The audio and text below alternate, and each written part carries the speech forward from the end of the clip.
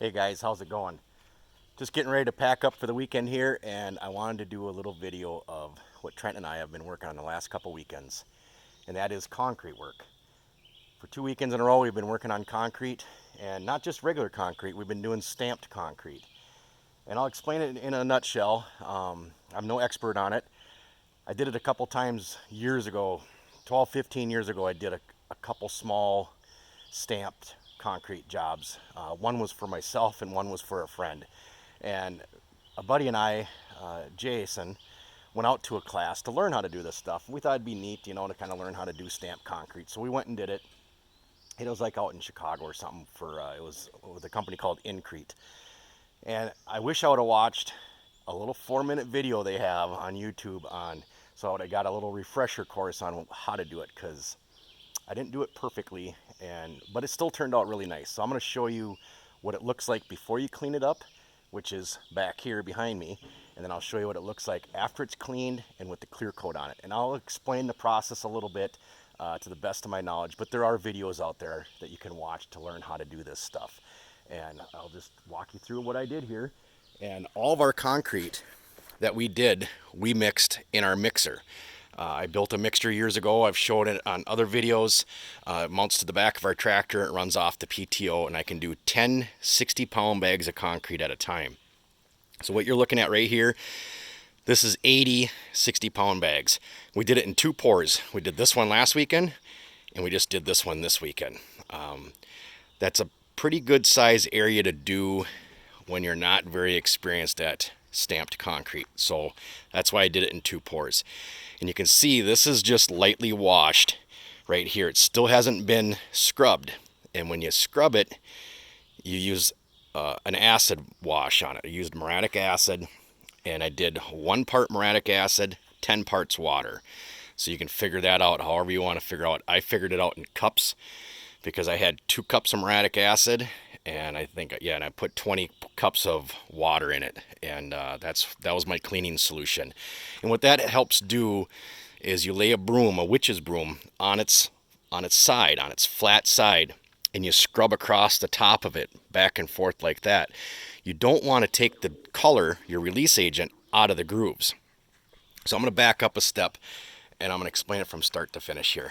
So we poured the concrete down and screeded it off, bow floated it, and then you cast your color on, which I used Philly blue. And once we get out front, you'll see the Philly blue. And cast that color on, and then you bow float that color in. And they come in pails, 60-pound pails, and 60 pounds does, or I'm sorry, a pail does 60 square feet. And so I did all this in 1 pail. I didn't put it on as thick as they suggest. Just because I thought it was covering really well. So I did 1 pail for all this right here. And so you cast your color on, you bow float that in.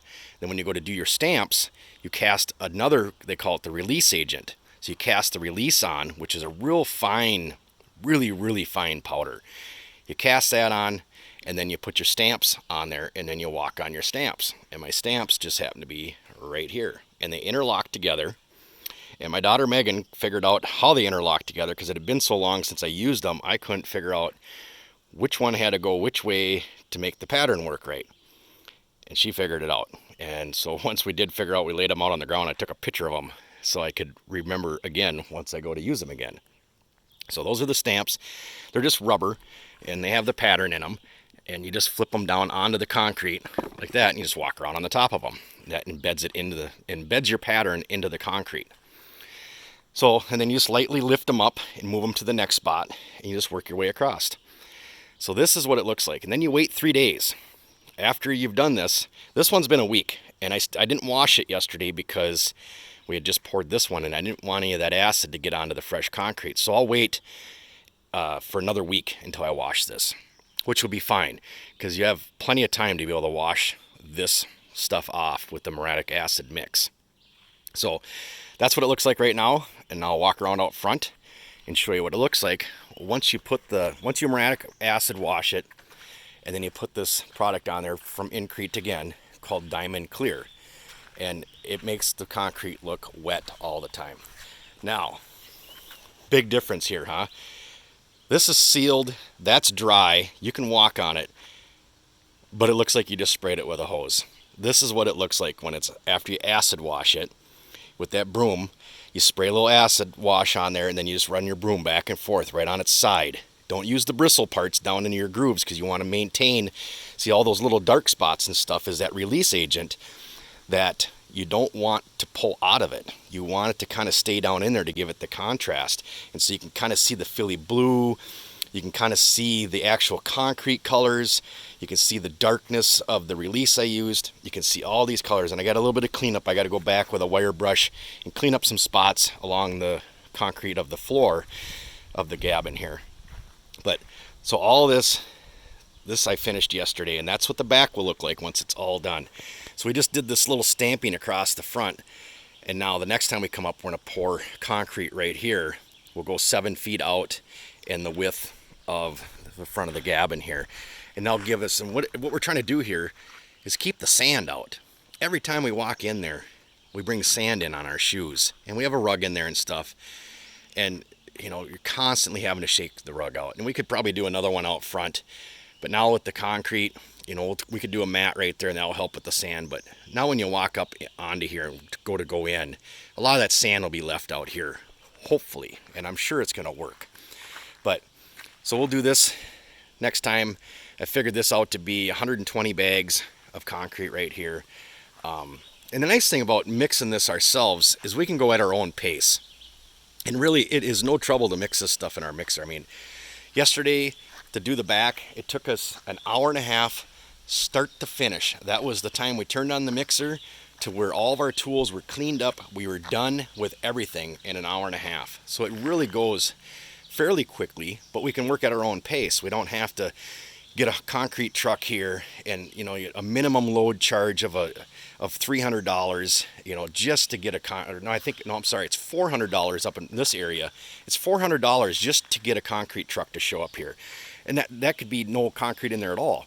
Now start adding the concrete and it just gets so expensive so fast, where right now a local box store has this concrete on sale for $2.34 a bag, and I've been buying a lot of them. I mean, we're already up to 150 bags so far, and I got to do 120 more. This is going to take 120 bags right here. So, but it really saves a lot of money in the end just mixing it ourselves, and we can do it at our own pace. What you see sticking out right there is rebar, and I put rebar in all this concrete. So that's sticking out, and we'll tie our other rebar on that's going to do this section here. We'll have rebar running the length and out. We're doing 2-foot square grids everywhere. Instead of drilling holes into our new concrete and pounding pins in to tie our rebar, I just ran them long. We drilled holes through our form board, and when we pulled the form board off, it just slid off of our rebar there. And then, like I said, next time we come up, we'll tie our rebar in. And I was hoping a store up here was going to have it yesterday, so we could have got that part done, so that the next time we're up here, it was just ready to go right away when we got here. But it doesn't take long to put the rebar in. But if you're doing any outside concrete like this, I'd highly recommend rebar. You can do fiber mesh and stuff, but I don't think you get as nice of a finish on your concrete with fiber mesh. And rebar really holds stuff together well. I mean, it could crack, but it's never going to fall apart. I mean, rebar does its job, and it's not that expensive to put in your concrete. So got another load of wood all loaded up to haul home. That's how we heat our house at home, is with an outdoor boiler. And I've been hauling home a load of wood every single weekend.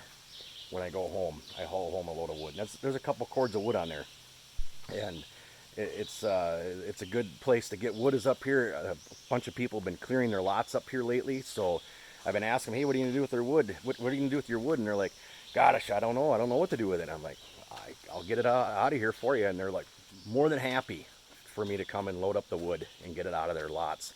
So it's really working out good for me and them. And so that's our weekend. That's our weekend update here. We're just about ready to take off, and thank you for watching. Comment, subscribe, all that fun stuff. Appreciate it, guys. I appreciate the views and the comments. So I will see you next time.